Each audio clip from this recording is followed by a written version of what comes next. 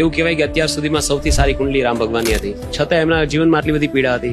14 વર્ષની 14 વર્ષની પીડા મળી પછી આખી દુનિયા એને પગે લાગે છે ને, તો તમને એ પ્રતિષ્ઠા ગમશે કે પીડા ગમશે? પ્રતિષ્ઠા. તમે જુઓ ને, બધું સ્મિત થી સ્વીકાર કર્યું. મતલબ દુનિયાનું સૌથી મોટું દુઃખ એને દુઃખ જ ન લાગ્યું. આ જીવનનો મૂળ અર્થ શું છે કે જેને દુઃખ ન લાગે એટલે એ મોક્ષિત થઈ ગયા. બહુ મોટી વાત છે એકચ્યુઅલી, કે દુઃખ ન હોવું એના કરતા વધારે મહત્વનું એ છે કે દુઃખ મહેસૂસ ન થાવ. ભગવદ ગીતા શું કહે છે? સંસારે દુઃખાલય.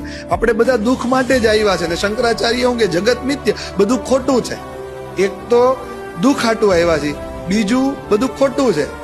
તો આ બે લાગવાનું બંધ થઈ જાય તો તમે અત્યારે લિબરેશન્સમાં છો, મુક્તિ મળી ગઈ તમને. એટલે કે જે માણસ વધારે મહાન બનવાનો હોય તો એને રાઈટ વે ઓફ સ્ટ્રગલ આવે. પણ સ્ટ્રગલ કોને લાગે છે? તમને. રામના મોઢા ઉપર તો સ્મિત હતું. એના ગ્રહો બતાવે છે કે એને સ્ટ્રગલ લાગતી નહોતી, એટલે ભગવાન બની ગયા.